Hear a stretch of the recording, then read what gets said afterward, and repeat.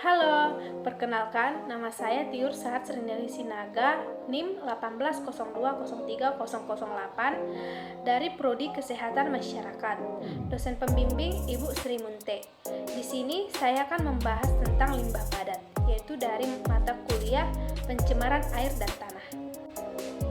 Limbah padat. Limbah padat adalah jenis limbah yang berbentuk padatan dan biasanya bersifat kering. Limbah padat merupakan hasil buangan berupa zat yang berasal dari proses pengolahan. Asal limbah padat biasanya berasal dari kegiatan rumah tangga, industri, rumah sakit, perkantoran, pertanian, pertambangan, dan lainnya. Contohnya itu seperti kaca, kayu, kertas, plastik, karet, logam, kain, besi, dan lainnya. Dampak pencemaran limbah padat adalah yang pertama, timbulnya gas beracun. Gas beracun yang timbul diantaranya adalah asam sulfat, zat amonia, gas metana, dan CO2.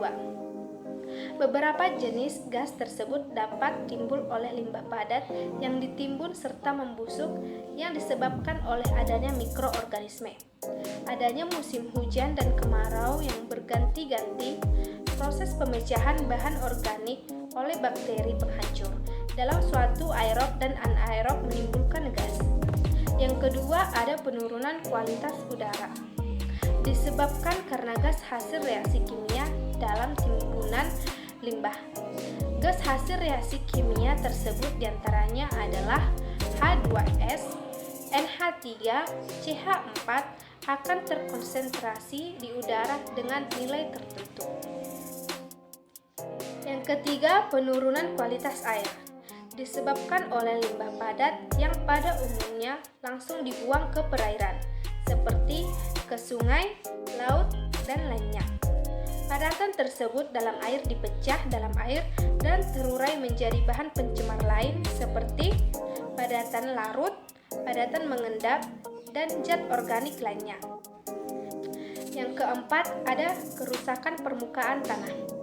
Timbunan tanah menghasilkan gas nitrogen, hidrogen, amoniak, dan asam sulfat. Adanya zat tersebut akan menimbulkan gangguan pada biotanah, merusak struktur tanah dan tekstur tanah. Limbah lain seperti oksida, logam baik yang terlarut maupun areal permukaan tanah menjadi racun. Dampak buruk pada kesehatan.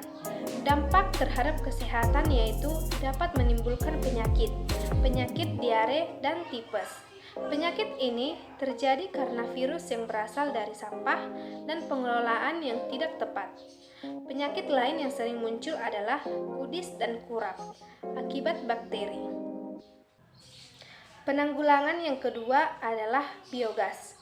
Biogas adalah bahan bakar alternatif dari hasil pengolahan limbah organik berupa kotoran hewan dan manusia. Kandungan dalam biogas adalah CH4, CO2, dan H2S. Bahan tersebut menjadi bahan bakar alternatif pengganti gas LPG dan bahan bakar lainnya. Selanjutnya, penanganan limbah anorganik padat. Limbah anorganik padat yang dimaksud adalah limbah yang sulit untuk diuraikan. Yaitu yang pertama dengan 3R atau reduce, reuse, dan recycle.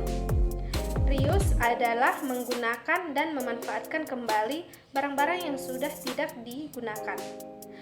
Reduce adalah mengurangi pemakaian bahan-bahan yang tidak ramah lingkungan dan dapat berdampak buruk terhadap kesehatan dan kebersihan lingkungan.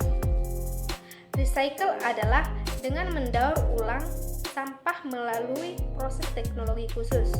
Proses recycle biasanya dilakukan oleh pabrik atau industri khusus untuk dibuat menjadi produk lain yang lebih berguna. Yang kedua, insinerator. Insinerator adalah alat untuk membakar sampah anorganik secara terkendali pada suhu tinggi. Alat ini efisien karena dapat mengurangi sekitar 80% dari volume sampah. Residunya berupa abu dengan 5-10% dari volume keseluruhan sampah. Namun harga insinerator yang mahal dan tidak bisa membakar sampah logam. Yang ketiga ada sanitary landfill. Sanitary landfill adalah metode penanganan limbah dengan cara membuang pada area tertentu yang biasanya dalam galian.